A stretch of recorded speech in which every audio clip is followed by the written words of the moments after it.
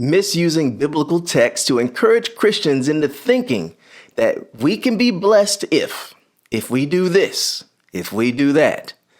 Now, this teaching is becoming more and more a central thesis of sermons today. So here's a question. Would or could you equate the woman with the issue of blood with the ability to receive personal blessings today? Let's discuss this intriguing story and the dangers of misinterpreting this story next on Context.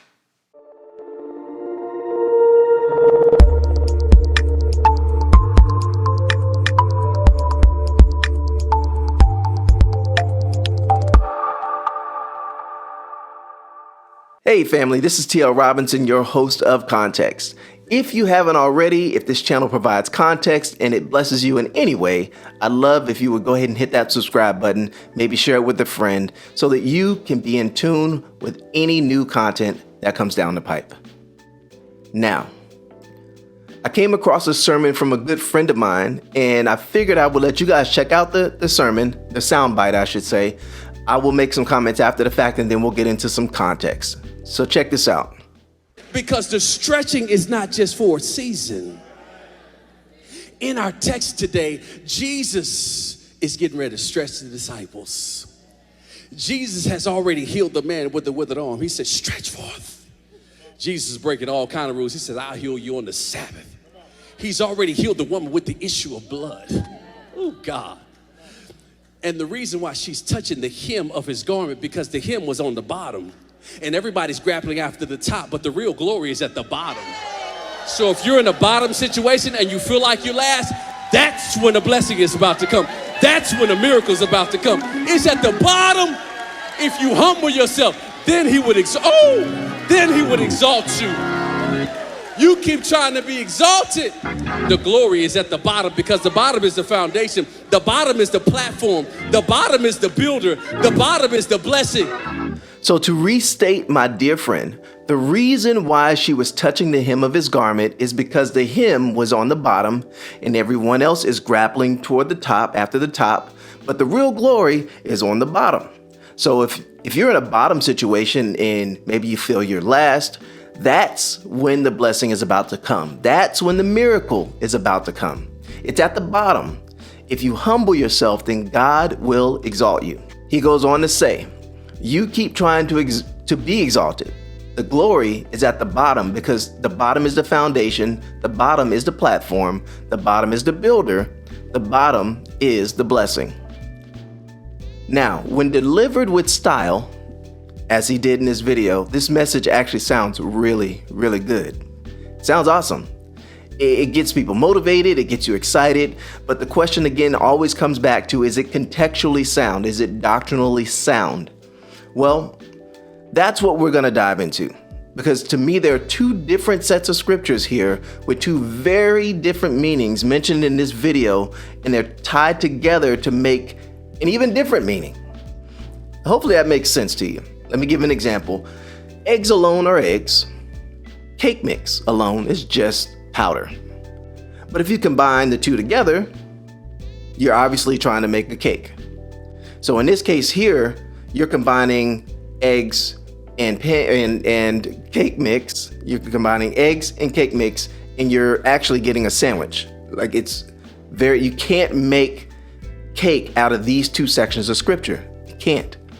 Delivery can make it look like a cake. So the delivery sounds good. It looks like a cake. It even smells like a cake, but it's definitely a sandwich. It's very different from what it's trying to be. So we need to be careful that we don't search so hard for this divine revelation of a topic that you begin to remove the basic context just to impress someone, just so it seems like you've gotten a revelation that nobody else could get out of it. In a lot of cases, context itself is the revelation. It is enough on its own. So we're going to start this out by first tackling Luke chapter 8. We're going to do verses 43 through 48. Which is the woman with the issue of blood. And then second, we're going to jump over to 1 Peter chapter 5 and verse 6. And then we're going to see these two sections of scripture are combined here in this sermon to illustrate something that I'll be honest, guys, I haven't heard this before. I haven't heard that the glory starts at the bottom. I haven't heard it. Might be in the Bible. If it is, please throw that into the comments so I can go back and look on that. But the reason that the woman touched the hem of Jesus' garment is because the hem was at the bottom. And if you feel you're in a bottom situation or you feel you're last, you need to hold on, because at the bottom is where the blessing comes. At the bottom is where the miracle comes. The glory is at the bottom. I have never heard this perspective. It's actually interesting, but it's coupled with this encounter. You're trying to couple this with the encounter of Jesus to make, again, this conversation of holding out for these blessings by touching the bottom of the garment of Jesus. So let's do this. Let's get into the context of this. And perhaps you'll understand why I'm a little confused and I'm a bit concerned for this particular interpretation of these scriptures. So we're going to start first with the woman with the issue of blood, and then we're going to go over to 1 Peter, and we're going to talk about the statement made towards about midway or to the end of the sermon about being exalted. So the story of the woman with the issue of blood, again, can be found both in Matthew and Luke, although I actually like Luke's account over the account of Matthew. Luke is a lot more detailed in his. And so we're going to go over there verses in Matthew. So Luke 8:43 through 48 says this: "And a woman having an issue of blood 12 years, which had spent all of her living upon physicians, neither could be healed of any, came behind him and touched the border of his garment, and immediately her issue of blood staunched. And Jesus said, 'Who touched me?' When all denied, Peter and they that were with him said, 'Master, the multitude throng thee and press thee, and sayest thou, Who touched me?' And Jesus said, 'Somebody has touched me, for I perceive that virtue is gone out of me.' And the woman saw that she was not hid. She came trembling, and falling down before him, she declared unto him before all the people for what cause she had touched him, and how she was healed immediately. And he said unto her, 'Daughter, be of good comfort, thy faith have made thee whole. Go in peace.'" Now, I've looked through a variety of online photos depicting this story, and in most cases, the woman with the issue of blood is portrayed as touching the bottom of Jesus' garment. She's typically down on the ground. She's reaching up as to symbolize touching just the edge of the bottom of his garment, with maybe a few people around, maybe nobody else around. But it highlights just this woman, typically, again, down on the ground, reaching for his garment. But if you put this story into context, I want to see if it lines up with the message. So again, we will spend time again in chapter 8, verses 43 through 48. Then we're going to again travel over to 1 Peter from there. In Luke chapter 8, what do we know here? Let's discuss what we know. Let's get into context. We know that there was a woman with an issue of blood. This woman had spent all of her money on doctors, and the doctors couldn't figure out what the issue was nor how to heal her. First, let's put everything into perspective. What part does Jesus play in this account outside of the healing itself? So Jesus, if you look at the story, Jesus had just gotten back from Gadarenes. This is, if you remember the story of him casting out the legion of demons, he just gets back from that. So he gets off the boat. He arrives back in Galilee. This is his hometown, and it says everyone was waiting on him. So what we know here is that there was already a large crowd of people. Verse 40 says this: "Now when Jesus returned, the crowd welcomed him, for they were all waiting for him. He gets approached by a man named Jairus, who falls at his feet and implores him to come to his house to see about this man's 12-year-old daughter. His daughter was dying. Jesus agrees to this. And as they are walking away, the crowd thronged him." So thronged is just another word for saying a large crowd or multitude of people swarmed you, right? So the setting with Jesus is that he's in the midst of a multitude of people who've swarmed around him, and he's attempting to make his way to the house of Jairus. If I were to give you a way to think through this, to visualize it today, I'll use this analogy. Imagine if Tom Cruise got off a domestic flight at LAX, right? And it was announced which flight he was going to be coming in on all over the airport. Quite naturally, anybody that's not getting on the flight is probably going to be at this gate waiting on this guy. Everyone's going to be waiting. And then once he gets off that plane, they're going to probably swarm him. And what are they doing? They're looking for photos, autographs. They want to shake his hand. They want to talk to him, the whole nine. This is the same type of a setting that is being described here with Jesus as he gets off the boat in Galilee. You've got all these people swarming around you. They know they've been waiting on you. They know who you are, what you've been doing. They're excited. So keep that in mind, because we're probably going to go back to this analogy in just a bit. So Jesus' part of the story it's been put into context. He's there, he gets off the boat, there's a large crowd. Jairus comes, he falls at his feet, he begs him, please come, my daughter's dying. Jesus says, okay. Now, let's discuss the woman. Let's discuss her part in this. Let's see what we know and what we don't know about the woman with the issue of blood. So what we know based on scripture is that, one, the woman suffered an issue of blood for 12 years. In other words, she was on a 12-year non-stop period. Why is this an issue? Why is the blood and period and time frames an issue? What's so important about that? Well, it's important to remember that Jesus hasn't died on the cross yet. So in much of the land, the Levitical law is still what most people go by. So in order to understand why this story is so prevalent, you have to now go back and study the history of the Levitical law as it relates to a woman in her issue of blood. So we're going to travel back in time to Leviticus. And we're going to hit Leviticus chapter 15, verses 19 through 25. Now this is a long read, so bear with me, but you need to understand the tragedy that the woman dealt with here for 12 years that makes her so desperate and so daring in this conversation or this encounter with Jesus. If a woman has a discharge, and the discharge from her body is blood, she shall be set apart 7 days, and whoever touches her shall be unclean until evening. Everything that she lies on during her impurity shall be unclean. Also, everything that she sits on shall be unclean. Whoever touches her bed shall wash his clothes and bathe in water and be unclean until evening. And whoever touches anything that she sat on shall wash his clothes and bathe in water and be unclean until the evening.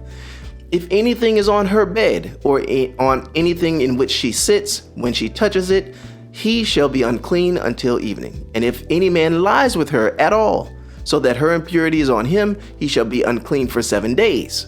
And every bed on which he lies shall be unclean.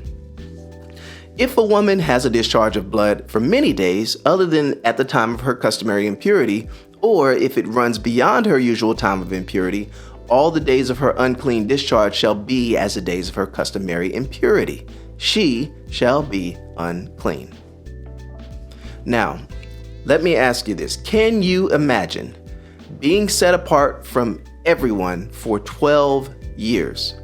You can't have children because you're on your cycle. You're on your menstrual cycle. You may not be able to marry, or if you are married, you can't have physical contact without rendering your spouse, your husband, unclean. Anyone who touches you, touches what you sit on, touches the bed that you sleep on, etc. You consider everything and everyone around you unclean. The doctors have no idea how to help you, but then you hear about Jesus. And if anyone can heal you, he can. Everyone in Galilee knows about Jesus. So that's the first thing you want to know about it. Second, we know so far that the woman was not to be around people because, again, she's considered unclean, right? So there was a multitude that pressed Jesus. If there's a multitude that has swarmed and pressed Jesus, this would mean that the woman was in the midst of the people she was not supposed to be around. So the scripture also says that the woman came from behind him and touched the border of his garment. The border and the him are synonymous. So you have border, you have him. Hi, him. Hi, border. I'm him. I'm border. We're the same person. Border and him are the same thing. All right. Hope you're following me here. When we talk about the hem of the garment, the hem is just the outermost part of the garment that's sewn together. Typically, you take the outer edge and you fold it over, and then you sew it together so that the garment doesn't unravel. The fabric doesn't unravel. That's all the edges. So this can be the bottom edge. It can be the bottom of the robe. This could be the sleeve. This could be a scarf. This could be a head covering. we don't really know which part of Jesus' garment she touched. Was the woman on the ground? And did she touch the bottom of the hem of his garment or the robe from the ground? Because again, that's what everything depicts. That's what he's saying here in the sermon. And if that's the case, then maybe that kind of validates why he's going in the direction he's going with the glory being at the bottom. But I don't think that's the case, and let me show you why. Based on the text, the answer is no. She was not on the ground. She did not touch the bottom of his garment, and let me explain why. The woman would not have been able to be on the ground without first being trampled by the swarm that pressed him. We know that.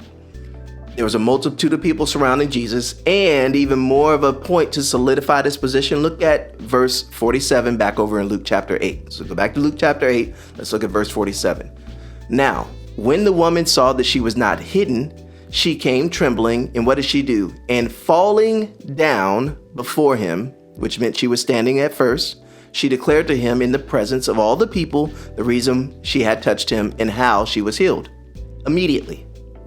If we were going to try to take and speculate or make assumptions about the text, the best assumption that we can make about this story would be the question of why was Jesus so concerned about power leaving himself? Why did he want to know who touched him? That to me is where you can get into maybe some divine revelation. Chapter 40 or verse 47 actually gives you the answer that, to me, I'd say if you're going to make an assumption or you're going to speculate or build something that's divine out of this story, this is what I would use. 47, verse 47 specifically. Here's how you can potentially get divine revelation without taking scripture out of context. So verse 47 says again, now when the woman saw that she was not hidden, she came trembling, and falling down before him, she declared to him in the presence of all the people the reason she had touched him and how she was healed immediately. Now, think about this. Jesus asked everyone who touched him. Everyone denied.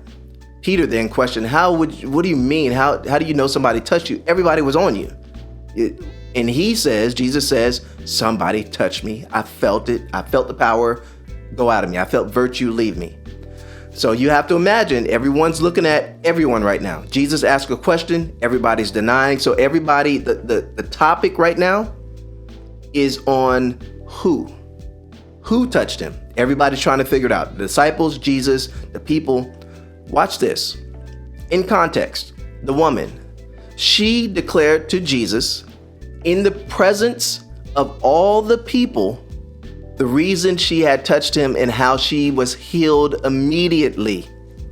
So my question is, was this a way for Jesus to reward her, almost a double portion of reward, I would say, right? So I'm taking this and making it divine. She got a double blessing for her faith, not because she touched him in the garment, but for her faith. Not only was she healed, but he also gave her an opportunity to provide witness to all the people of her healing, the power of Jesus, one, and so that in the presence of everybody there, she could proclaim that she is now healed and be able to, rejoin the community. She's been, quote unquote, ostracized. She's been set apart for 12 years. Now, again, the text doesn't say that, but if you want to find divine revelation in something, using context, this is what divine revelation tells me. This is what context allows you to extrapolate from the text.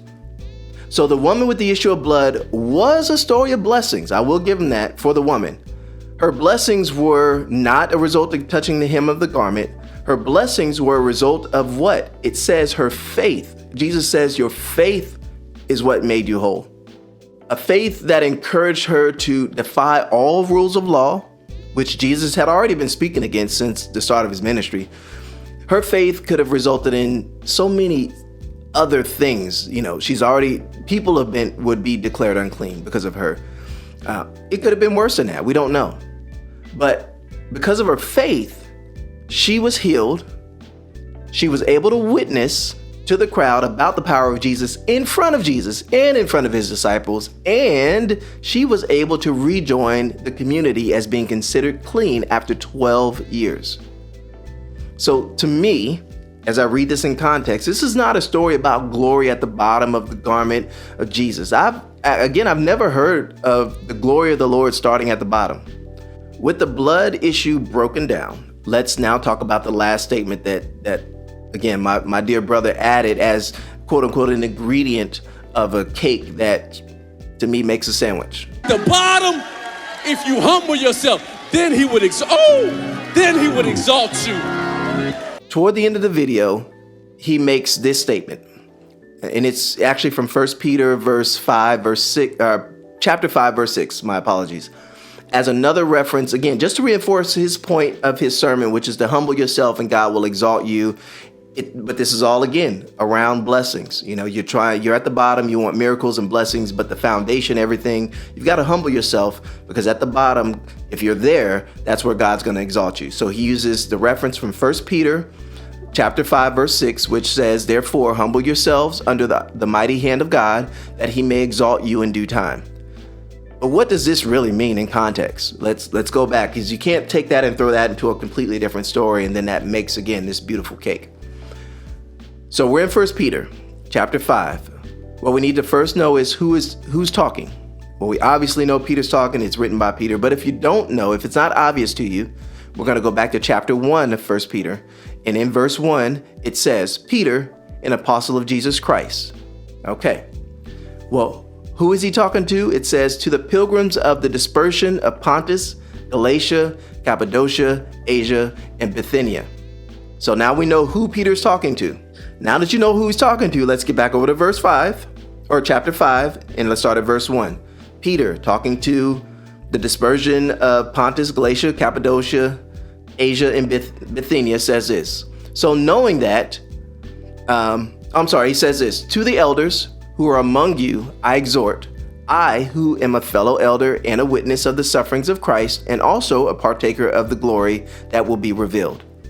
To you elders, shepherd the flock of God which is among you, serving as overseers, not by compulsion, but willingly, not for dishonest gain, but eagerly, nor as being lords over those entrusted to you, but being examples to the flock.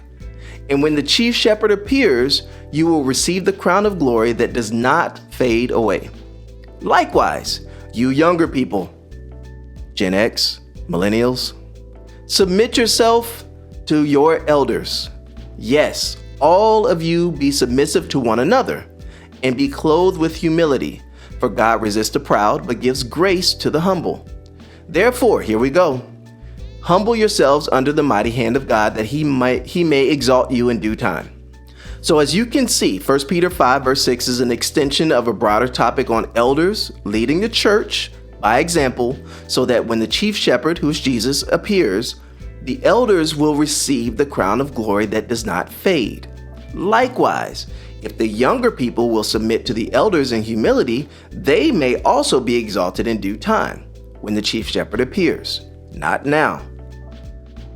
So, 1 Peter is speaking to the elders being trustworthy and faithful, being faithful leaders of the church, and then likewise, again, the younger people being submissive to the elders, with all of them having humility in each other, so that in return, when Jesus returns, the elders will receive a blessing of the crown of glory that does not fade, and the younger people may be exalted.